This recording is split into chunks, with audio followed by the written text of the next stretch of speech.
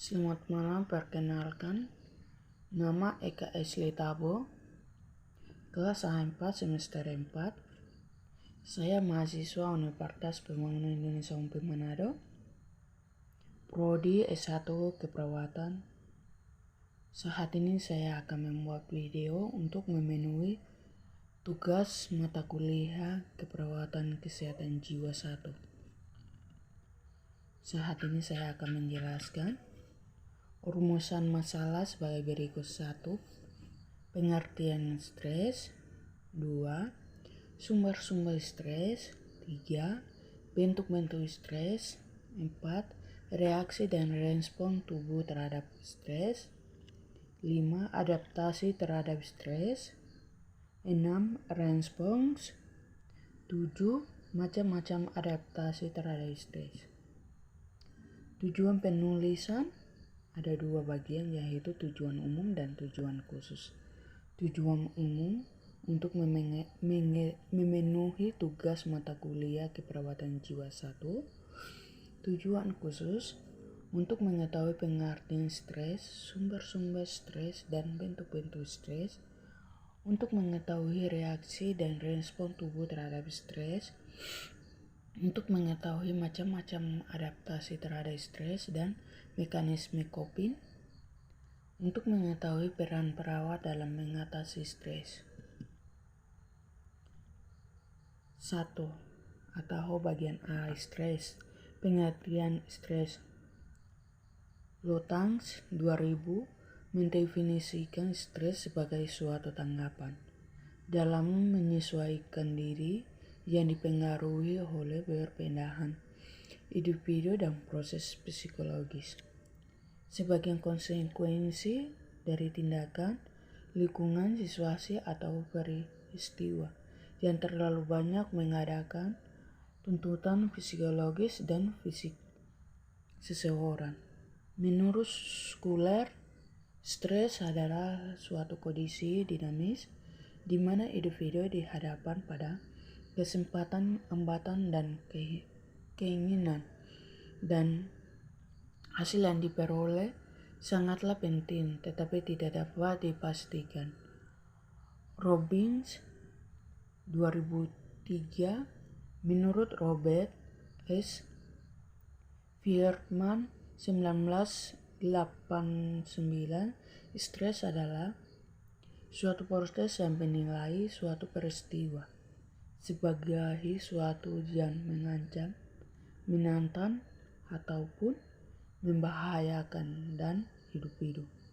Merespon peristiwa itu pada level fisiologis, emosional, kognitif, dan perilaku. Peristiwa yang memunculkan stres dapat saja positif, misalnya merencanakan perkawinan, atau negatif, contohnya kematian keluarga. B. Sumber-sumber stres. Terdapat beberapa sumber-sumber stres yang dapat mengganggu kesehatan psikis manusia menurut Lazarus dan Korman dalam Morgan 1986. Kondisi fisik, lingkungan, dan sosial yang merupakan penyebab dari kondisi stres disebut dengan stresor. 1. Seismic event.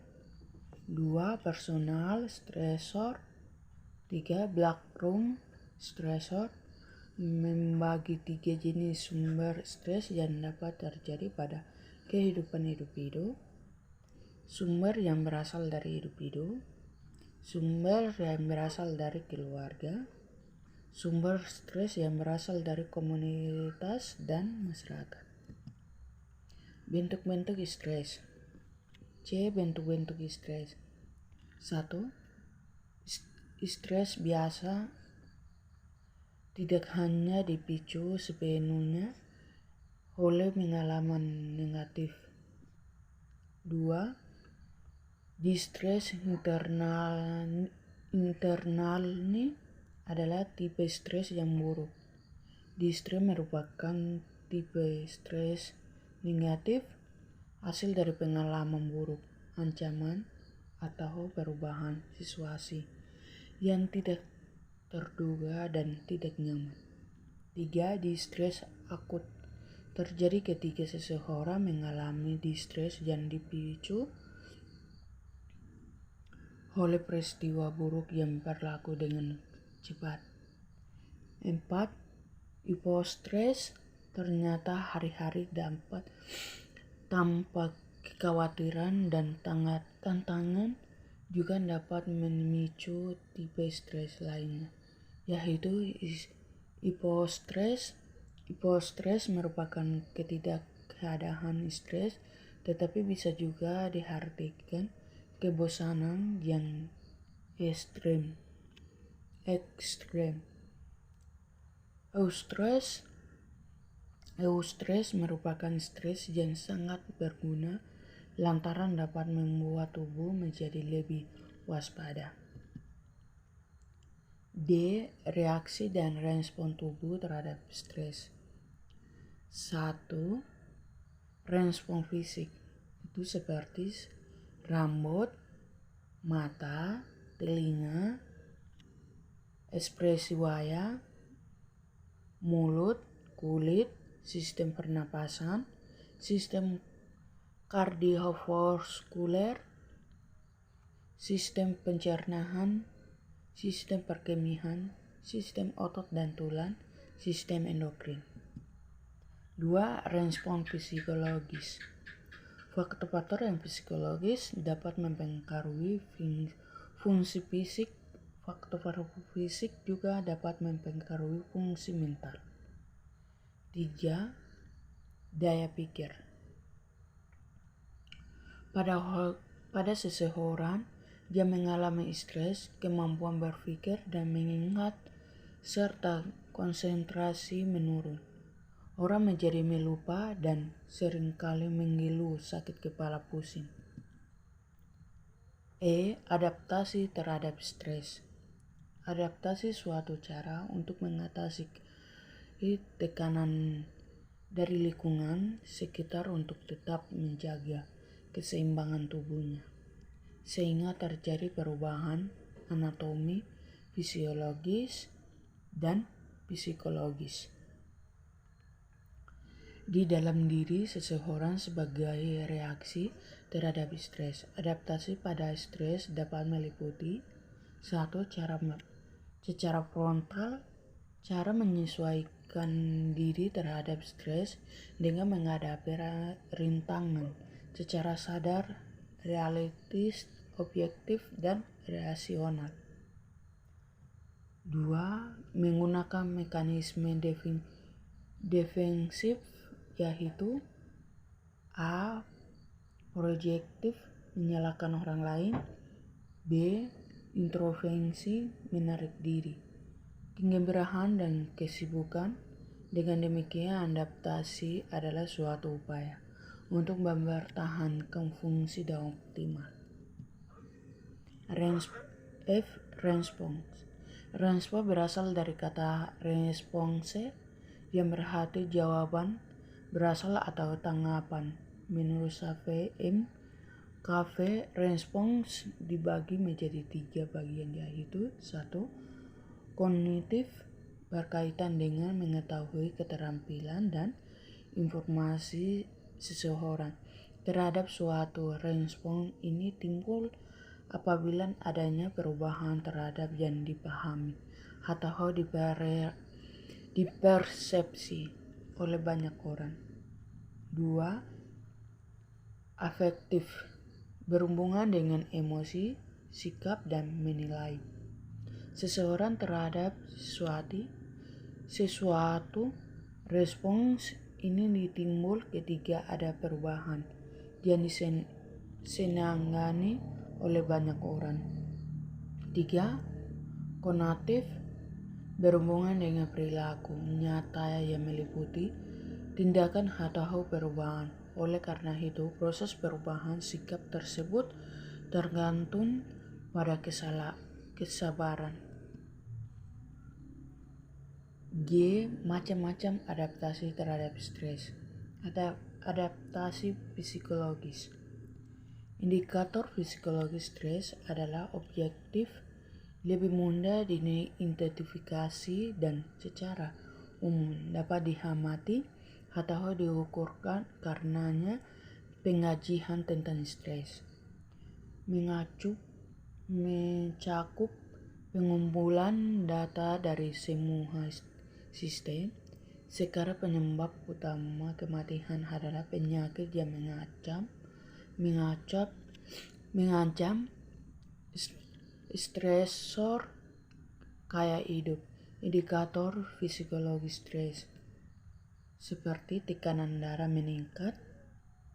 meningkatnya ketenangan di leher bahu pinggul, denyut nadi dan referensi pernapasan meningkat, telapak tangan berkeringat dan kaki dingin, postur tubuh yang tidak tegap, keletihan, sakit kepala, gangguan lambung, diare dan suara bernada tinggi, mual, muntah, nafsu makan berkurang, berat badan berubah. 2. Adaptasi psikologis. Emosi kadang dikaji secara langsung atau tidak langsung dengan mengamati perilaku lain. Stres mempengaruhi kesejahteraan emosional dalam berbagai cara. Indikator emosional atau psikologis yang berlaku stres. 1. Ansietas. 2. Depresi atau kehilangan motivasi, mudah lupa. 3. Kepenatan atau kehilangan harga diri. 4. Meningkatnya penggunaan bahan kimia. 5. Perubahan dalam kebiasaan makan, tidur, dan pola aktivitas. 6. Kelelahan mental, perasaan tidak ada kuat, dan sebagainya. 3. Adaptasi perkembangan. Stres yang berkepanjangan dapat mempengaruhi kemampuan untuk menyelesaikan tugas perkembangan.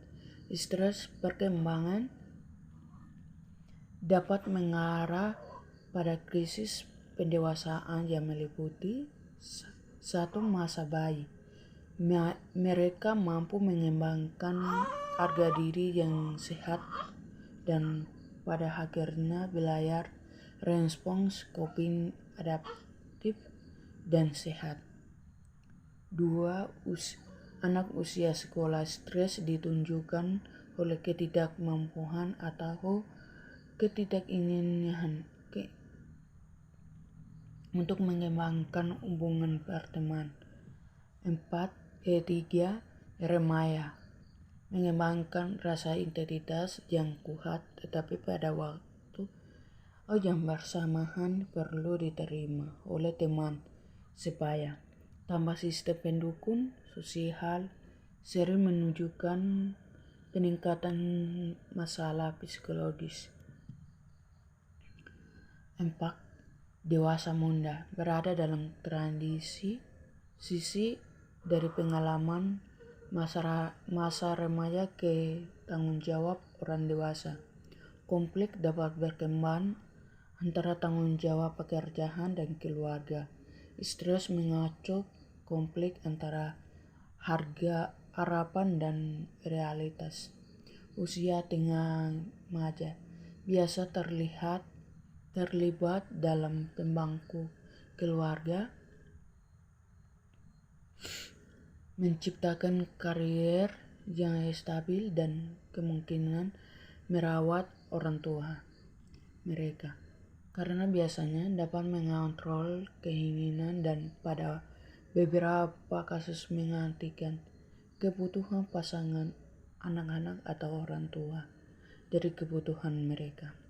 Usia lansia biasa yang menghadapi adaptasi terhadap perubahan dalam keluarga dan kemungkinan terhadap kematian dari pasangan atau teman. Hidup. Usia dewasa tua juga harus menyesuaikan terhadap perubahan penampilan fisik dan fungsi sosial. Psikologis, adaptasi sosial budaya, mengkaji stresor dan sumber coping dalam dimensi sosial, mencakup pengalihan bersama klien tentang besarnya tipe dan kualitas dari interaksi sosial. Dan ada stres pada keluarga dapat menimbulkan efek disfungsi dan mempengaruhi klien atau keluarga secara keseluruhan. Adaptasi spiritual, orang menggunakan sumber spiritual untuk mengadaptasi stres dalam banyak cara, tetapi stres dapat juga bermanifestasi dalam dimensi spiritual. Stres yang berat dapat mengakibatkan kemarahan pada Tuhan atau hidup. Mungkin memandang stresor sebagai hukuman. Stresor seperti penyakit akut atau kematian dari orang yang disayangi, tempat pengangun makna hidup seseorang, dan dapat menyebabkan depresi. Kesimpulan, sebenarnya stres memiliki dampak positif dan negatif, tergantung bagaimana kita mengatasi dalam kehidupan sehari-hari kita. Juga perlu mengatasi stres dengan langkah-langkah di atas. Coba untuk menjadi seseorang yang selalu berpikir negatif. Saran-saran dapat saya berikan yaitu: 1. Jangan terlalu menganggap hal-hal sepele menjadi hal-hal yang berat, karena akan menambah beban pikiran bagi kita. 2. Jagalah kesehatan dengan rajin berolahraga agar tubuh tetap sehat dan bugar.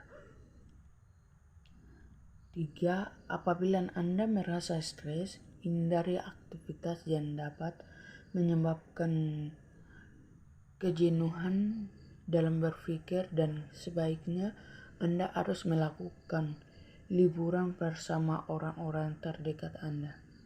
4. Hindari mengkonsumsi obat-obatan yang dapat mempengaruhi sistem kerja saraf otak yang akan menimbulkan stres. 5. Anda harus memiliki dukungan yang bagus terhadap karir atau pekerjaan. Terima kasih. Akhir video ini saya mengundang teman-teman atau adik-adik kalau mau ingin masuk di universitas